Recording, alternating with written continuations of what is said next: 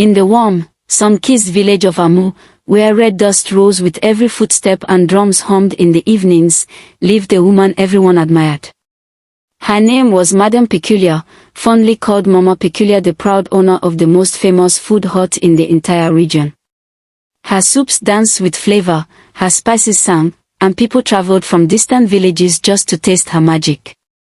No one knew the secret behind her legendary recipes, not even her most loyal staff.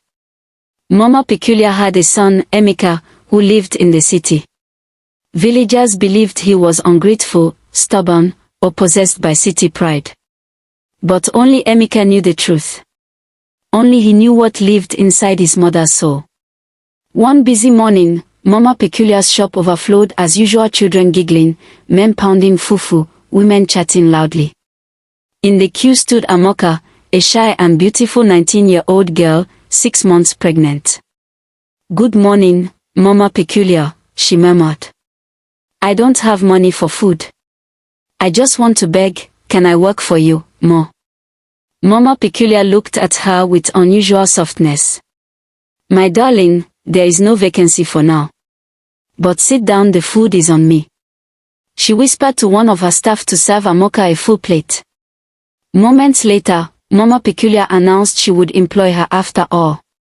Joy lit up the girl's face. "Where do you live?" Mama Peculiar asked. "In the church down the street, Ma. I'm new here, something happened to me in the city, that's why I'm here," Amoka said shyly. "Don't worry," Mama Peculiar replied warmly. "You will live with me." Amoka hugged her tightly. But behind Mama Peculiar's smile was a shadow darker than midnight.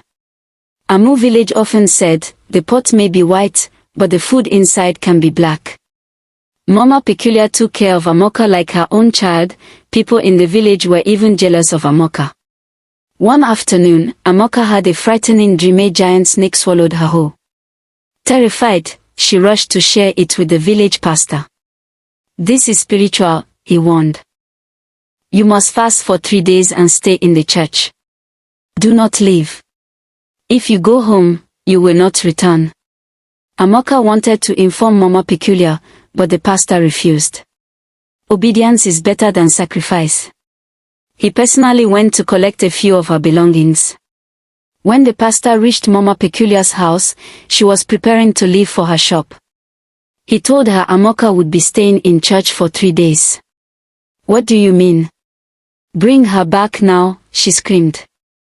The pastor left quickly. Panic gripped Mama Peculiar. She called her private guard and sped off, not to the shop but to Baba Babila, the most feared herbalist in Amu. Inside the dark hut, she trembled.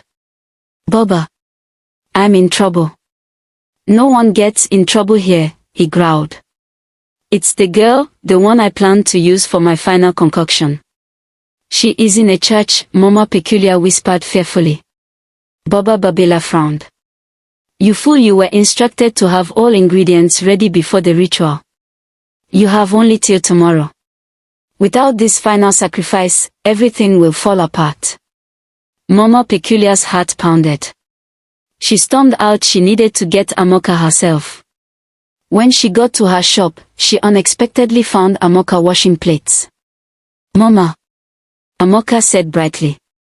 "I came to tell you I'll stay in church for 3 days so you won't worry." Relief and greed flashed in Mama Peculiar's eyes. "My dear, follow me to a new worksite." Trusting her completely, Amoka followed. When they reached the unfinished building, masked gunmen ambushed her. "Mama!" Amoka screamed, but it was too late. Mama Peculiar stepped back coldly. "Induce labor. I need the fetus for the final concoction. Drain her blood for the oil. I will pay you later." And with that, she hurried away. Meanwhile, luxurious cars from the city rode into Amu. The villagers gathered, excited. Mama Peculiar reached her shop to find her long-lost son, Emeka, standing there handsome, clean, glowing with city confidence. "Mama, I heard you have a pregnant girl in your shop," he said. "Her father is a powerful politician I work for." "Where is the girl?" Your staff said she followed you. Mama Peculiar froze. Mama, what have you done again? Her heart nearly stopped. You know Amoka, she stammered. Mama, she's my fiancée. Emeka confessed. She's carrying my baby.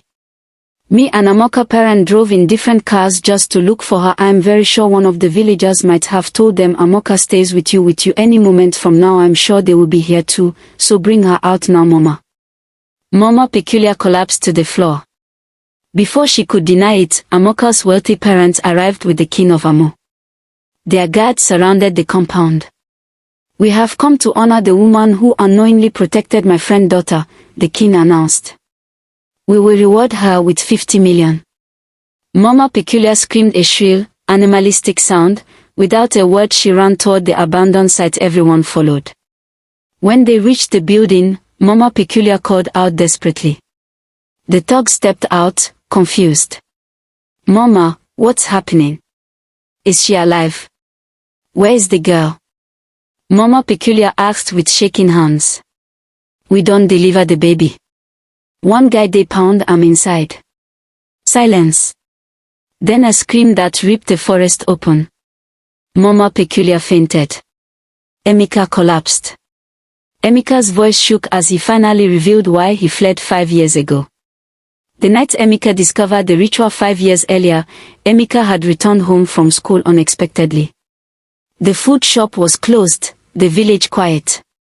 But he heard muffled screams coming from the back room.